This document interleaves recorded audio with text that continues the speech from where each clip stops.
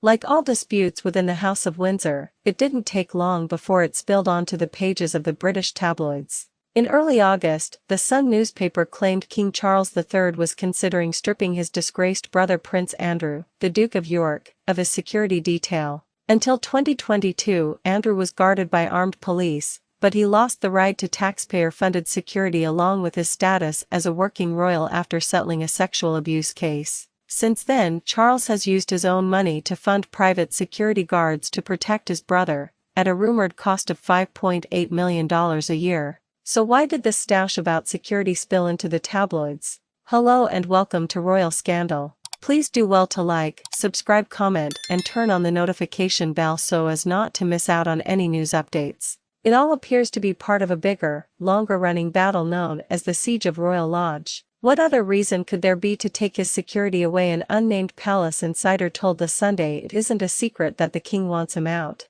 For years, the brothers have reportedly been at odds over a sweetheart deal cut between Andrew and his late mother, Queen Elizabeth II, to give the Duke of York lifelong possession of a grand mansion on the grounds of Windsor Castle. Andrew and his ex-wife Sarah Ferguson, with whom he remains close friends, have lived at the Royal Lodge for 20 years. But with Elizabeth no longer around to protect her alleged favorite son, and Charles trying to navigate his brother's scandalous standing with the British public, Andrew's camp says he fears eviction. The last thing Andrew has left now is his status as a member of the royal family. Everything else he's lost. And so he's hanging on desperately to this royal biographer Andrew Loney, who is writing a book on the Duke, told the ABC. Charles can see it doesn't look good. I mean, Andrew must be one of the most unpopular figures in Britain. There's, I think, some resentment because of the embarrassment that he's brought to the monarchy from his behavior and the behavior of his wife. And while a combination of tabloid pressure and negotiation appears to have saved Andrew and Sarah from eviction for now, the siege of the Royal Lodge is far from over. Andrew's sweetheart deal was meant to last him for life. Prince Andrew had his eye on the Royal Lodge long before he moved in. The 30-room mansion, which features a gardener's cottage, 7 bedrooms and a so-called Gothic saloon, has long been a favorite among the royal family's collection of homes. But on paper, it does not belong to the Windsors. Instead, the lodge is part of the Crown Estate, a collection of real estate and land worth $27 billion.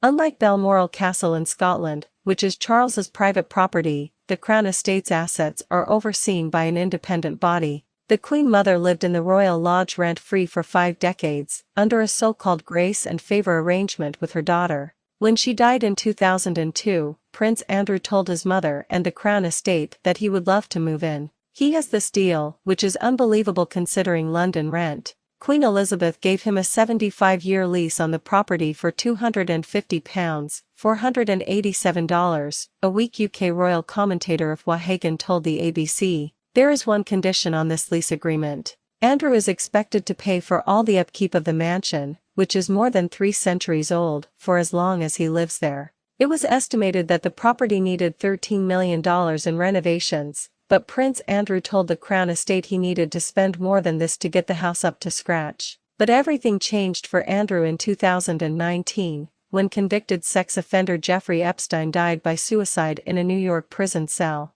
His death put his long-running friendship with Andrew back in the spotlight and, after a calamitous interview on the BBC in which the Duke of York failed to express any sympathy for Epstein's victims, he stepped back as a working royal. And then in 2022, he settled a civil suit brought by survivor Virginia Giuffre, who claimed she was trafficked by Epstein to the prince. While Andrew maintains his innocence, within hours of the settlement being reached, Queen Elizabeth II had stripped him of his military affiliations and royal patronages. With all the trappings of his old life gone, the Royal Lodge took on greater meaning to Andrew, according to commentators. But when Charles acceded the throne later that year, he began making moves to push his brother out of the stately home. He doesn't need all that space, and also the optics are absolutely terrible that someone who stepped back as a working royal in disgrace is in this huge grace and favor property, Ms. Hagan said. The king has offered Frogmore Cottage to Andrew, but Andrew has seen that as a demotion and says, no, he will not move there, and so he is sort of digging his heels in to stay in this £30 million home. For centuries, the crown has had a way of coming between the heir and the spare. Charles and Andrew have proven to be no different. It's never been a great relationship. There's jealousy because Charles basically had to toe the line. Andrew has basically been allowed to do what he wants. He, Andrew, was the good-looking one who picked up all the girls and had the easy relationship with their mum. So there's no love lost between them. Mr. Loney said the Queen and Andrew enjoyed a close bond and, as a result, she protected him as much as possible as his life was swallowed by scandal. He had his mother around his little finger and every time there was a problem he just ran to her, so the dynamics have changed. Charles now calls the shots and, I think it's payback time, he said. Thank you so much for watching. Please like and subscribe.